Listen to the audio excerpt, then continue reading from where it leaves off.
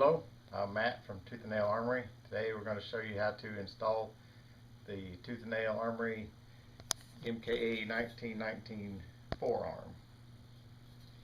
We do also have a different drive block that we offer for this gun. It will come standard with our side charging unit, or you can order one separate.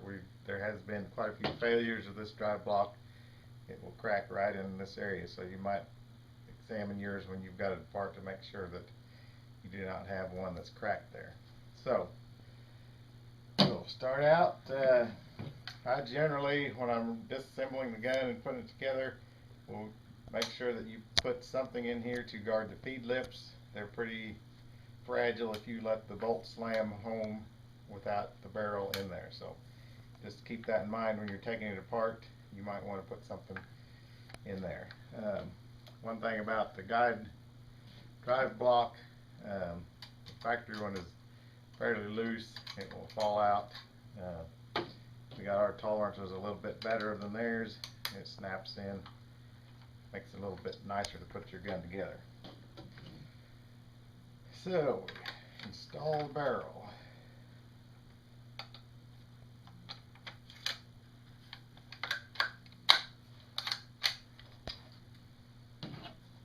And it's usually easier to do this in a vise, but a lot of people don't have a vise, so I'll show you that it is possible without a vise. You just need an extra hand that I don't have. The centering washer that comes with ours has got these two little ears on it. They actually ride up against the shoulder on the barrel down here to make for a very secure and stable mounting platform. Especially if you're using a vertical grip or a sight on the top, you'll want that to be rock solid. Some people do not use either one of those, and you can take and grind the little ears off, file them off, so that just barely contacts the bottom of the barrel. You will lose a little bit of stability there, but it does make your gun easier to disassemble in the future.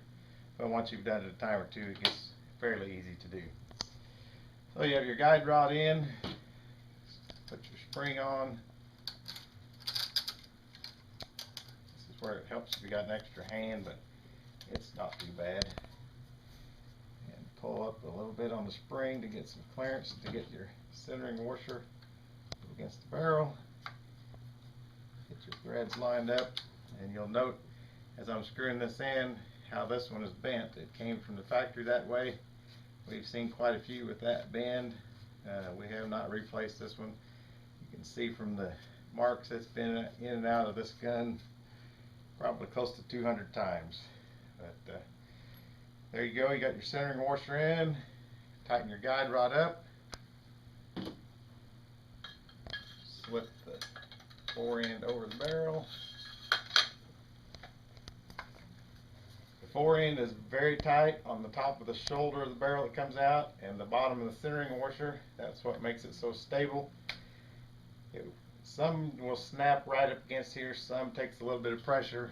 Whoa, I'm forgetting something here. You might catch that. Forgot to put the whole barrel on that. It'd have been a surprise when we went out to shoot this thing, wouldn't it? Alright, put your nut on. Cinch that down.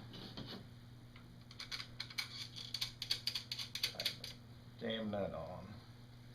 We're also coming out with a shorter forend. We've had some requests for that, which will basically shorten it up to this area here. That will be something if you're interested in to look for in the future. Alright, so it's pretty snug right here. Take and put your retaining nut on. We also are shipping a O-ring to go under here. That helps. Some people have some trouble keeping this nut tight. Put a little O-ring underneath there. It really cinches it down, keeps it tight. You might want to tighten that a little bit. You take and work the forend just a little bit to get it back on there. And there you have it. Rock solid, unlike the factory plastic one that kind of comes apart. That's the reason we like to run the vertical foregrip, and the stock forearm just didn't cut it. So there you go, Tooth and Nail Armory MKA 1919 forend install. Stay tuned for more.